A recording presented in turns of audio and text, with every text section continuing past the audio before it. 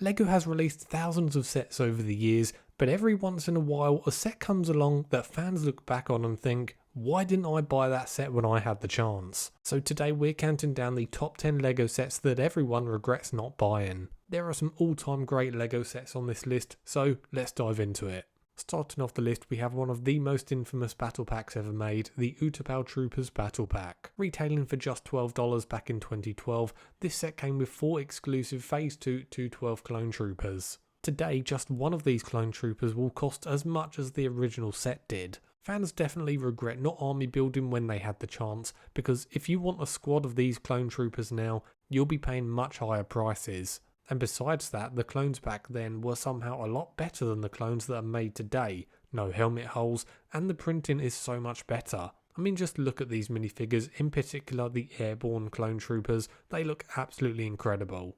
At number 9, we've got one of the boldest LEGO builds ever, Welcome to Apocalypseburg. And this was from the LEGO Movie 2 wave. The set was absolutely massive with insane details, almost modular-like design, and the set came with some truly epic minifigures, making it a dream for collectors. It had a pretty short shelf life, and because it was such a unique build, fans who skipped it now look back and regret it big time.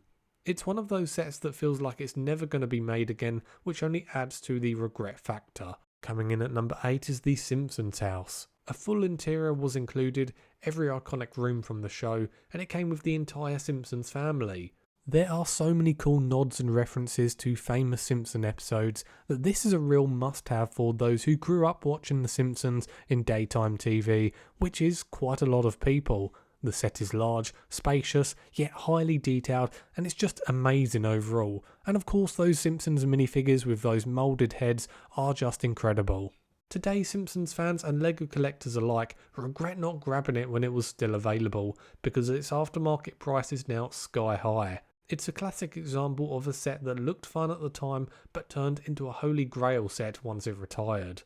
Next up at 7th place, we have the Ghostbusters Firehouse Headquarters. Now this was a giant modular style build packed with detail from top to bottom. At retail, it was a pretty expensive LEGO set which scared off a lot of people. But now, fans are kicking themselves for not picking it up because the aftermarket prices are absolutely brutal. This is one of those display pieces that looks incredible next to other modulars, and missing it is one of the biggest regrets for both Ghostbuster fans and LEGO collectors in general.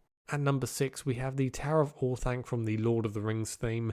This set is absolutely massive, over 2 feet tall, and it was the crown jewel of the original Lord of the Rings wave. Fans regret missing it not just because of its size and minifigures, but also because it looks incredible next to newer sets like Rivendell and Barad-dûr. It's just insane how well this set holds up to this day. Despite being half the price of Barad-dûr, it really does hold its own in terms of looks and playability, and on top of all of that you even get a brick-built Treebeard. Unfortunately, the aftermarket price has skyrocketed, making it one of the most painful regrets in LEGO's Lord of the Rings line.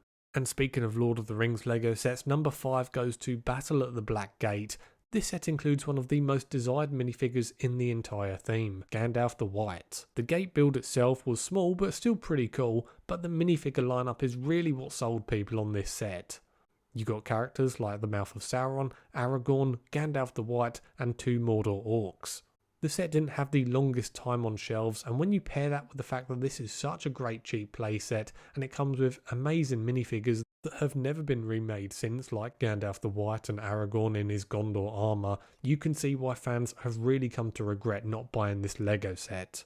Coming in at number 4, we have the Lonely Mountain from The Hobbit, The Battle of the Five Armies wave. While the build itself was solid and the minifigure lineup was really good, the real star of this set was the giant Smaug the Dragon. This large figure was exclusive to the set and now is one of the most expensive LEGO creatures ever. Fans totally regret missing this because it's the only way you could get the Smaug figure, and now he sells for well over $200 on his own. And with the Hobbit theme long gone, it's unlikely we'll ever see him again in LEGO form. At 3rd place, we have the Republic dropship with AT-OT, released back in 2009. This was a massive Clone Wars era set with over 1,700 pieces, featuring an AT-OT walker that could actually be picked up and carried by the dropship, which to this day is still one of the coolest play features in a Star Wars LEGO set ever made. At the time though, it did retail for $250, which was one of the more expensive Lego sets at the time. But today, sealed copies regularly sell for over $2,000. So that just goes to show how much people love this Lego set. It truly is timeless, and the fact that it comes with not one but two legendary clone vehicles is arguably what makes this set so unique. And Lego has never remade it, making this one of the most awesome and most regretted missed opportunities in Lego history. At number 2 is one of the most jaw-dropping UCS Lego sets ever made, the UCS Death Star 2. Released back in 2005, this build was absolutely massive, capturing the incomplete look of the second Death Star in Return of the Jedi. Fans regret missing this because Lego has never remade it, and it stands out as one of the most unique UCS builds ever. And I think this Lego set is more relevant now than ever before, especially after getting a look at the new $1,000 UCS Death Star.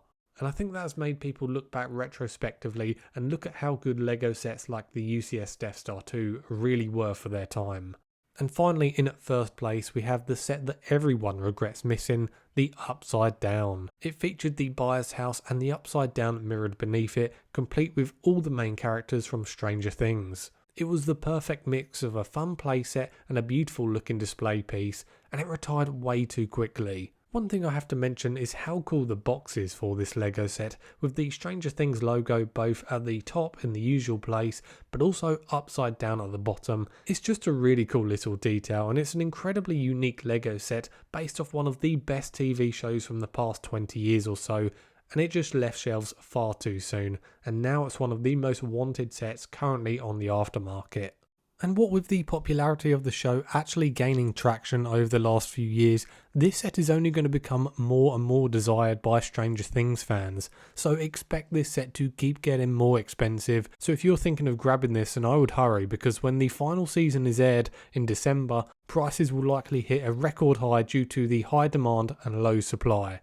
So there we have it guys, 10 Lego sets that most Lego fans regret not buying at the time.